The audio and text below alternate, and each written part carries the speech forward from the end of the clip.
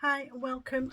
This week in the studio I've got a shop drop to do, so I thought it might be nice for you to see me putting together a few of my carded bats. So art bats to me is something that's full of a lot more than just three 2 3 fibers plus textures and everything else in there. Now you could call them art bats. Sorry, I've got a dog licking the back of my leg. You could call them art bats because in one of them I will be putting Angelina in it, but there'll be no textures in there. The other one, so I've got this one here, is Blueface Leicester, and I'm blending it up with some Corriedale and multicoloured merino. I'll be adding in some Smangelina into this one, but then I've also got this blue, it's Punta and Aries, and I'm blending it up with these, which this is Tussa Silk Merino blend, and again Corriedale. So I'll be doing that one. I have also got this purple colourway here that I'll be blending up as a semi-solid. I've got a on a second, I have also got this lovely cranberry red that I'll be blending up. I have got a lichen that I will be blending up together with a hint of these blues. With this, got bamboo in it, so I will be adding in occasionally other fibres in there, but there won't be more than two luxury fibres, i.e. not wools. Otherwise there will be wool blends. They may have a little dash of Angelina in them, if so only a little bit, but there won't be masses of fibres. So for me, these is what I call my carded bats, and not the art bats where I add quite a lot of different fibres, up anything up to from 4 up to 6, sometimes 7 different fibres added into the art bat. So yeah, that's what I'm doing today. So I'll talk you through my process, and I'll blend a couple of them up and show you the results of them when I'm finished. Okay. Right, so I'm going to start off with, I've divided up my Corriedale dark blue into smaller sections, and I'm going to start this off with a base, a layering base here of this Corriedale in the dark blue, because I want these to run concurrent all the way through. I'm not looking for striping or anything like that. I just want a fluid colourway all the way through the blend, and I'm just going to now add in my Blueface Leicester and split that into sections as well, and just blend it as I would do any other bat, but it's just really simple and easy. And this was the closest blue that I could find. This colour that I've dyed this Blueface Leicester in is a midnight purple, and so it's got like a bluey undertones. So I want to create this sort of matrix of a blue look to it, but with these highlights of these other colours as well. So for now I'm just doing it this way. So I'm doing one dark Corriedale dyed on there, and I've done a Blueface Leicester and then layered it again, and now I'm going to take this and I'm going to open it up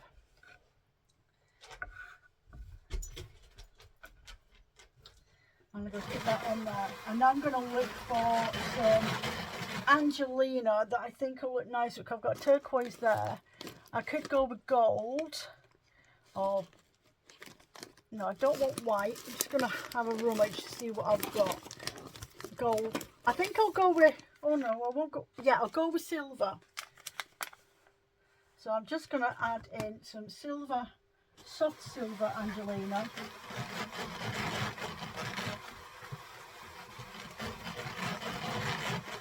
And the one I'm using on here is the non-heat bondable, because it's a lot softer to work with.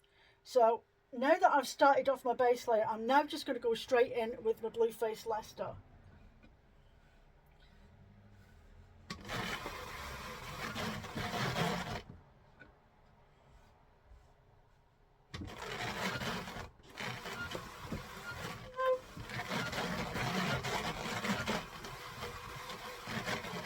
Okay, And I've still got 2 decent bits of Corriedale here, which I'm going to split up into smaller sections, like so. I'm going to go in now with some of the Corriedale.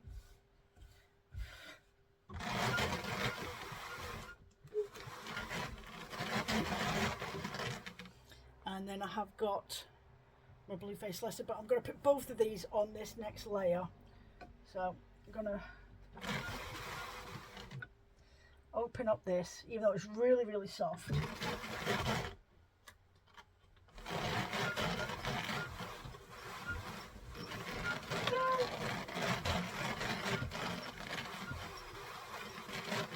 Go in with the other piece. And in actual fact, it might be just as easy to split this small piece in half for blending on at this moment.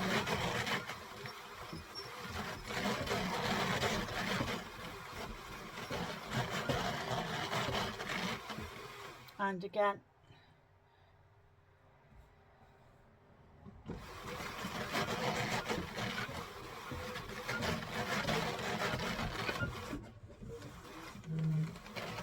and then I'm going to go on the carding cloth, my carding cloth, my hand carder, and pack that down.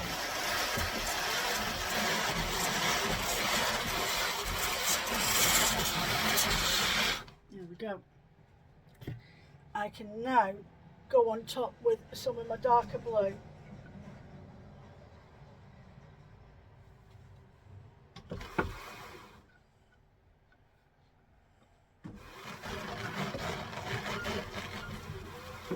There we go. And then again with my multicoloured blues on here.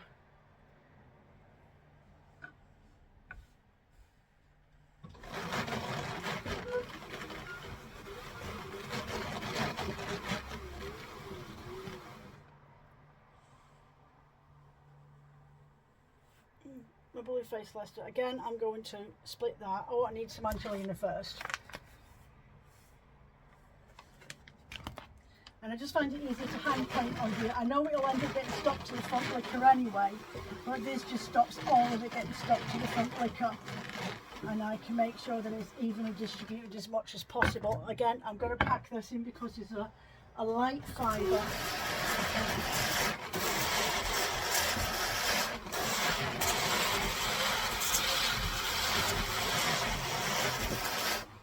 There we go. Now I'm going to go in with the Blueface Leicester.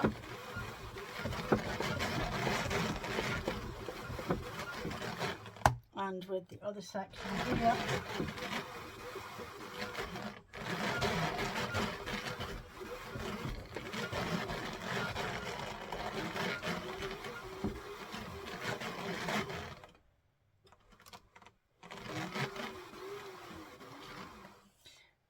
Get my Corriedale before I put on the last piece of Blueface Leicester. There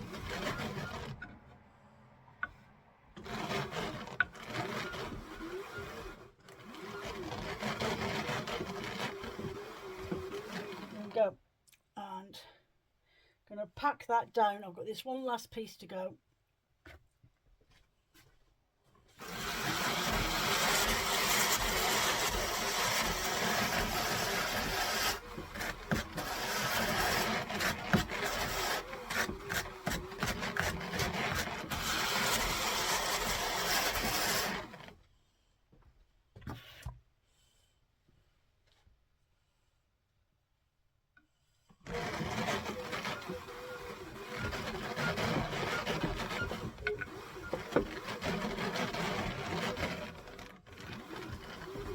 Blueface Leicester's really, really soft to work with.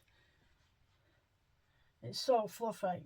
Okay, just get this on here. I'm just going to tease it open so it doesn't want to gather or block up as I'm getting it on here. Now you will start to notice this section here if you're putting on too much fibre. Your liquor will notice it first. There we go. This piece here. See how I can pull that away? Okay, that's letting you know that your drum carder is getting full. especially in that section. So if you can, move your fibre over a little bit, just lead it like I do. I'll show you in a minute. Just lead it over the drum carder and eventually it will start to pick up. See how that's clearing out? So you can tell where there's a lot of compaction of fibre and it's all based in the centre of this. So again, I'm going to go in.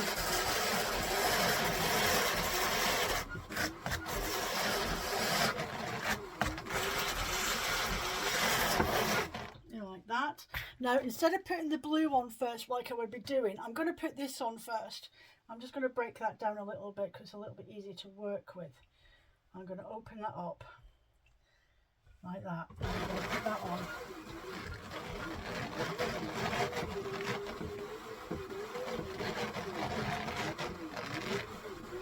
Okay, now I'm going to go in with my last bit of my corridor. I'm going to put this over the top of here, because it's all going to spin the exact same way, but I don't want this to be the dominant colour. I want people to know that it's predominantly a dark blue.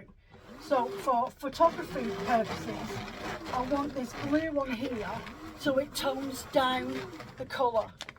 And then I'm just going to get my Angelina like so.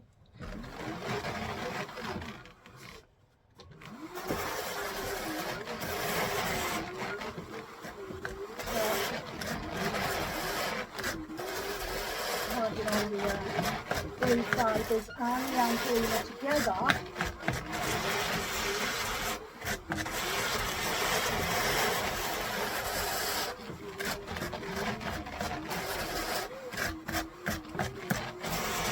Okay, so what I want in effect is that the illusion that there's pops of colour coming through it, but I want you to know, or the customer to know, when I'm putting the picture online, is that it is a mostly blue tonal with a solid background, and these turquoises and the hint of white are only featuring in it, and when you spin with it it's going to pop through, but it's not going to be the dominant colour. This blue's going to be the dominant colour, this midnight blue.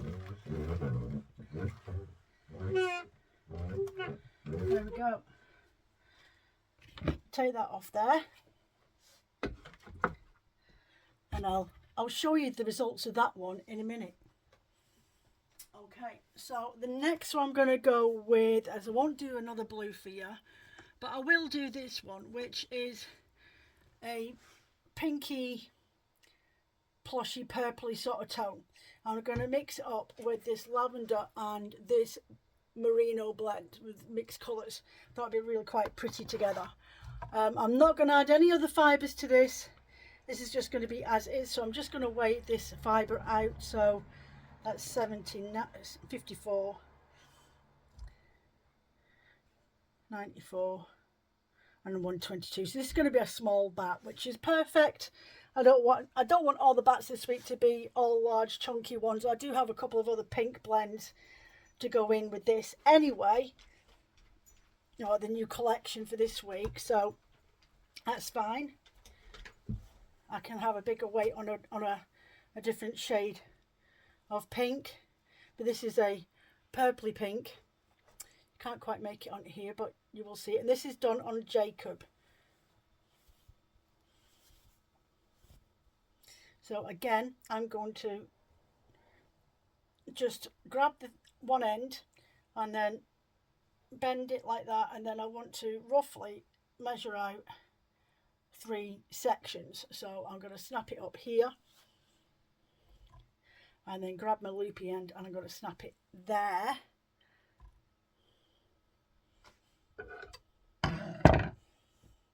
There we go. So I'm going to do the same as what I did with the other one, with the Blueface Leicester and the blue tones, is I'm going to mix it up. I'm going to do purple pink with the other colour, the mixed colours on the top. So this is a lilac corridor in here with the Cheviot, and I'm going to get my Cheviot and I'm going to start passing that through the carder. So see how I lead the wool across so that it's not just packing in one section. And then I'm going to go back in with my Corriedale, and again blend that straight on there. And I'm going to get my mixed coloured merino and I'm going to add that to this.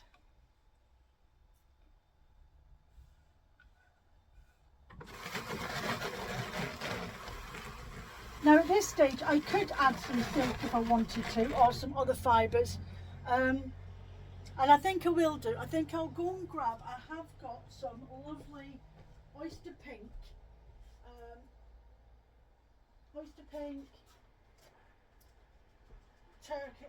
some oyster pink tissue silk.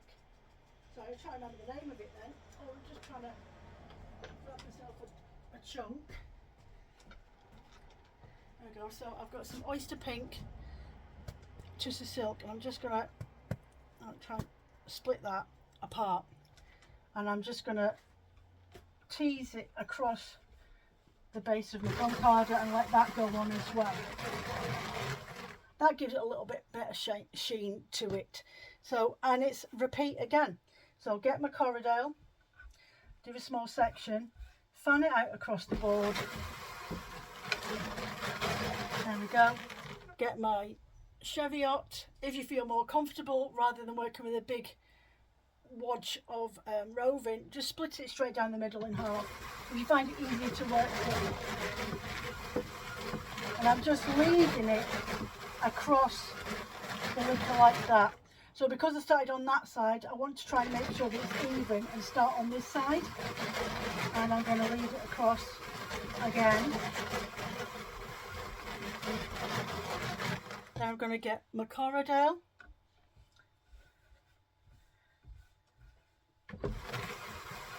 The Corriedale helps calm down this pink colour, and it does complement it really, really nicely. I'm just going to split this last piece of Corriedale I've got, and this I've got my merino to go on now, my mixed coloured merino, which again helps tone down this pinky lilac-y orchid colour.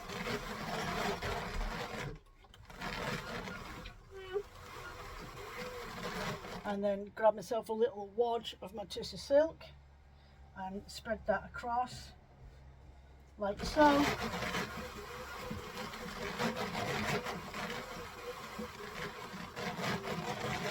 There we go. Then back in with my last piece of Cheviot.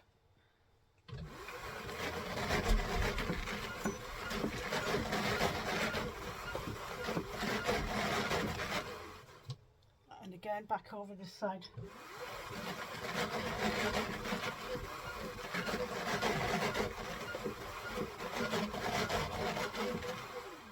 That way. I'm now I've got my two pieces of Corriedale left, and I'm going to put them both on now. And I've just seen a piece of, where was it there? Just seen a piece of grass that's still in that woven out.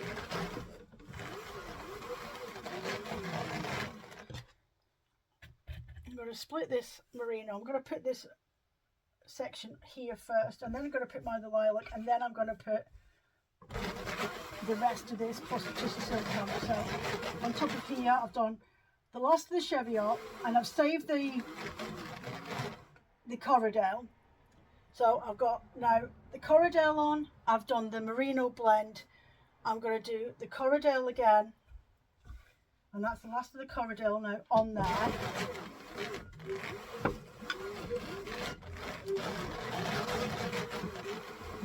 I'm going to get my carder, and I'm just going to tuck that in a little.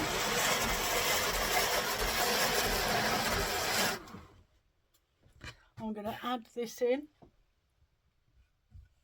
and because the creams are in there, you've got the pinks, the different hues of pinks in here, and then you've got the lilac. It helps create a different tonal effect on this lovely carded back with the texture there. So again, I've only used three different types of wool. So I've used Cheviot, Corridor and Merino, and I've added in, I had to think then, do apologise, and then I've added on just for a little bit of blemish embellishment. So technically I'm going into my art back colour amount of fibre, 4, because I do try to keep a rule, but it's not full of textures and stuff like that. It is just a carded bat.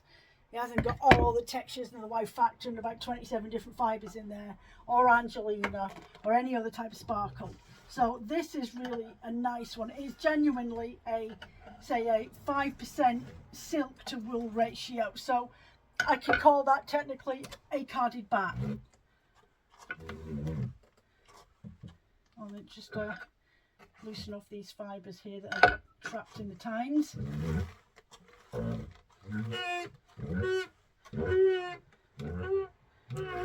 we go. So again, there's another one. We'll just pop that over here, and I will do one more for you. And I think I will go with this lovely cranberry red. So just turn on my weighing scale so I can verify the weight on this. So that is, no, that's not 38 grams at all. Stupid machine.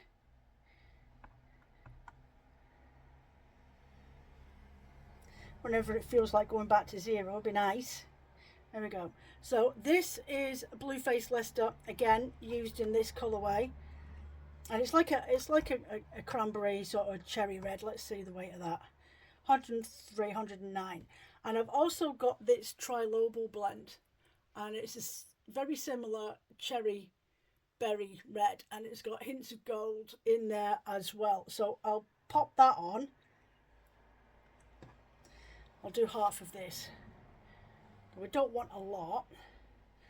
I'll put half of that on there, 119, and I've also got this, which is more ready cranberry to me on my side. I need to split that in half as well because there's a lot there.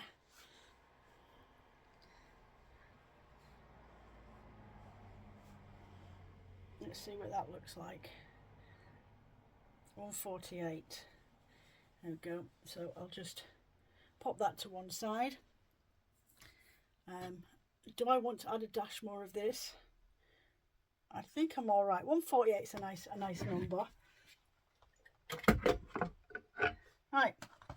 So split into 3s, and then I have got my blended fibre that I'm adding with this, which is Trilobal, and it looks like there's something else in with it because it feels really, really soft.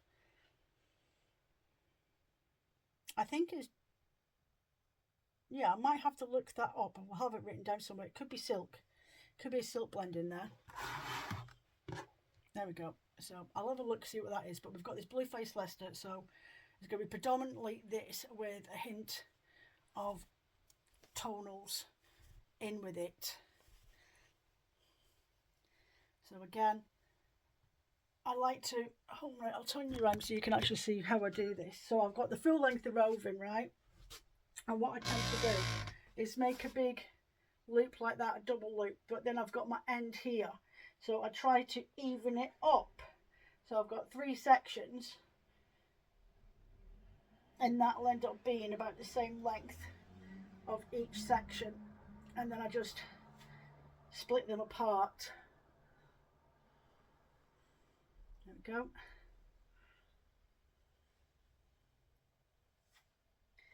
Like so. Right, so what I'm going to do this time is work with one split all the way down length of a Blueface Leicester. We'll turn you around. Wow, this studio is really warm. It's like 23 degrees outside.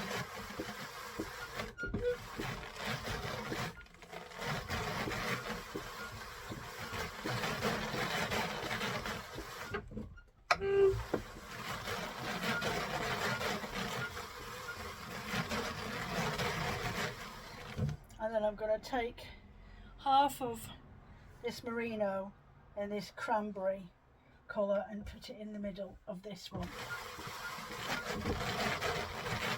Get the other half slither of Blueface Leicester that I just pulled apart. I'm just going to tease it open a little bit because it seems to be packed, though I'm not sure why, considering it was dried outside on the washing line. And again, run that through.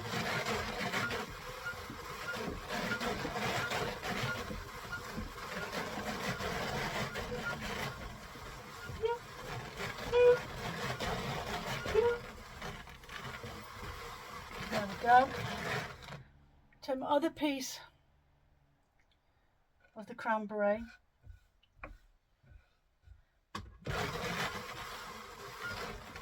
And you can see how it changes the hue of it. And grab my mixed fibre blend here, which I have to confirm what's in there, but it feels like the Silky Trilobal, but I will verify that. Okay, then repeat. So grab my Blueface Leicester, split it all the way down the middle.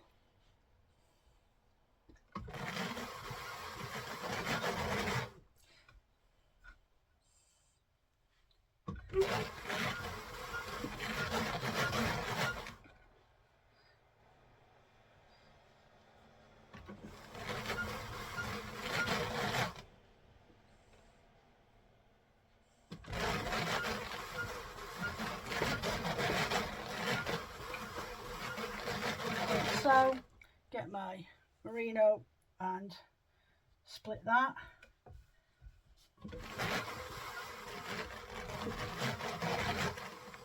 Get the other section of Blueface Leicester and start from this side and over.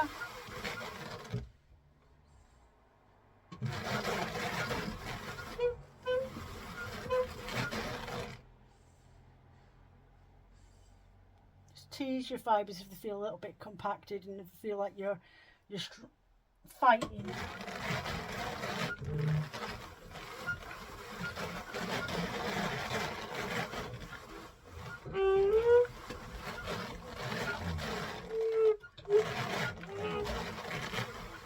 I'm going to get my other piece of coloured merino, add in my blended fibre,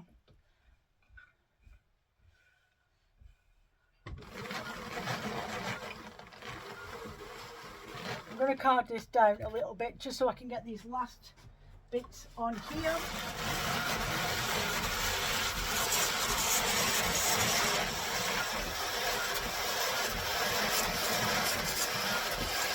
Like so.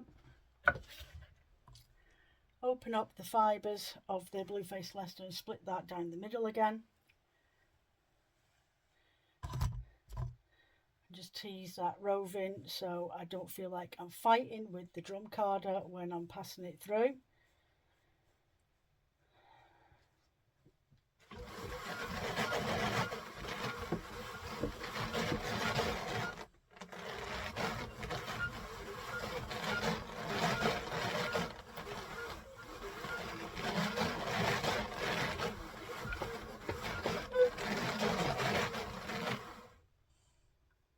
Again with the other half.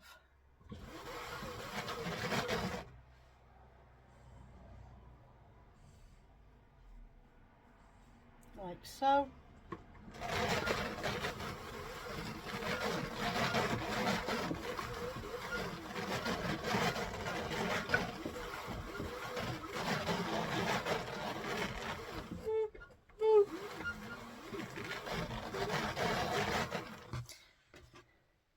Going to split this now.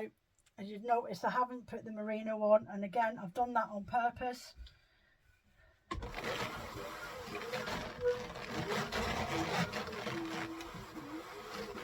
Add that on there. Get my blended fibre,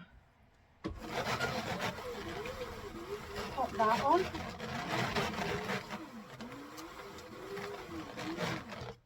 And then get the last of my coloured merino and add that.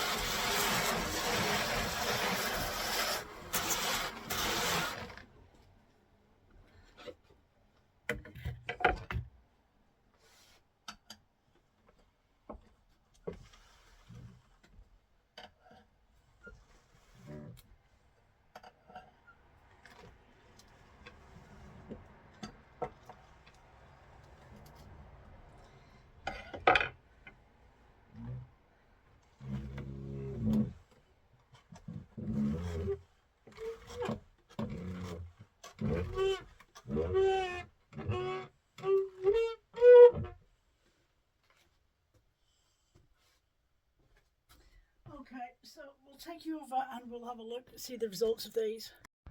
Right, so there's the one we've just done, which is lovely cranberry red. It's more of a pinky red, but it has got red hues to it. It should look quite pretty. So it's got trilobal through it. You can just make that out. I'll bring it for a closer look in a second, but we just want to fold it up so you can have a look of what it looks like. Right, so there we go. So can you see those white streaks in there? You can just, yeah, that's the trilobal that's in that as well. Just roll that up.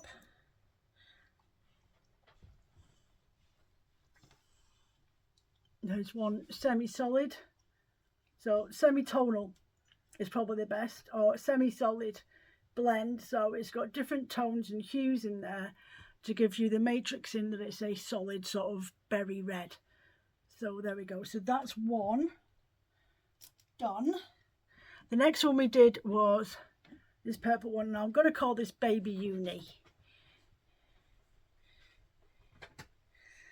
So this was Cheviot, Merino, Corriedale, and a dash of Twisted Silk. So it's like this blush orchid colour with a hint of lilacs and different tones of pinks in there. But it looks predominantly lilac, but it will matrix through as a different colourway, and that's just a small blend, but it's really, really pretty. And obviously the light I've got at the moment is not brilliant. I do apologise, but the pictures on the website on Saturday will do it more justice. So the other one that we've got here is this blue. So this one will be called Night Tide, or the Evening Tide. Okay, this is really, really lovely. So you've got these blues, and then you've got a different variety of blues with a hint of white in there, and then you've got the sparkle from the Angelina on this Blueface Leicester Merino and Corriedale blend. Look at that, that's really pretty, isn't it? So there we go. So they will be, as I say, with 4 others on the website this weekend, because I needed to get some more solid colours. I've got quite a lot of mixed colours on the website at the moment, but I haven't got any colour hue blends on there. Well, not many anyway. So that's what we've got for this week for our shop update. I hope you enjoyed this blending and gave you a couple of ideas and inspirations that you might have at home. You might have some colours at home where it's like you've got bits of things like this. If you go rooting through your stash, you could quite easily go with an orchid purple. You could blend it with a darker shade and create yourself a bit more weight of a bat for working with if you've only got like little clumps in this, that and the other. So it's definitely worthwhile having a go with that. You can do the exact same effect on your blending board to make mini bats or do rollags. If anybody wants, I will do a rollag blending video next time. You put your comments down below and I will show you how to do it as a rollag on your blending board as well, and do them as rollags, as semi-solids. Not a problem, just let me know in the comments below. So I just want to as well, bear with me a second. Right, okay, so some of you subscribe to my website for placing orders.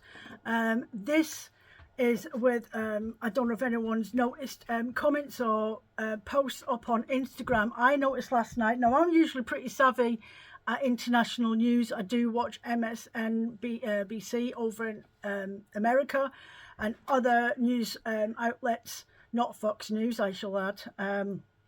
Anyway, it's just to let my American customers know that I do apologise in advance for any inconvenience this may cause, but this is out with my control. And I'll just read you this article if you're not aware of it. US President Donald Trump signed an executive order ending the global tariff exemption used by shoppers for low-cost goods. So buying from people like myself. The order signed on Wednesday comes into force on the 29th of August and broadens earlier presidential action that specifically targeted cheap products from China and Hong Kong to now cover the entire world. So that's the UK, New Zealand, Australia, Europe. Okay? The de minimis exemption had allowed goods valued at $800 or less to enter the US without paying any tariffs. US consumers relied on the exemption to buy cheap clothes, household items from online commerce sites like Shein and Temu. So he's targeting them, but he hasn't realised or doesn't care that he's actually affecting small independent businesses that are real. We don't sell cheap goods. We make these. We're artisans. We sell and create and spend a lot of time curating our products because we've made them by hand ourselves. So the administration already ended the de minimis exemption for Chinese goods on the 2nd of May, but the rest of the world was spared until now. While China accounted for the vast majority of shipments using this exemption, Canada and Mexico were also significant sources of low-cost goods being shipped to the US, which had been exempt from duties. When the new rules into force, packages will face the same tariff rate that of traditional goods from a country of origin. Congress had planned to end the de minimis exemption for all countries when it passed in the One Big Beautiful Bill earlier this month. But an end to the global exemption wasn't set to come into force until July next year. July 27. Trump used emergency presidential powers to override the deadline set by Congress and move it significantly forward to a month from now. This was done to deal with the national emergency and to save American lives and businesses now. The White House said opioid smugglers were using the de minimis exemption to send illicit drugs to the US because they were less likely to be checked by custom officials. It goes on to say it also had some shippers who were circumnavigating duties by falsely reporting the country of origin for goods entering the US. The rule does not affect personal items Americans carry with them from foreign travel valued at $200 or less. And it does not affect gifts valued up to $100 or less. Now, what that means is if you buy from me and place an order, so like the Christmas Advents, which I have to say I'm not accepting any American orders for that. Luckily, I haven't had any American orders from a Christmas Advents this year, and I won't be accepting them because you will not receive them until after the deadline. They would not be posted out to you until November, which means that you will incur the wrath of these charges and surcharges because of the de minimis being brought into effect. So what that means is the UK, our tariff is for 10%. So say you spend $100 from me on my products and I ship that over to you, you would get a 10% surcharge on that, so $10.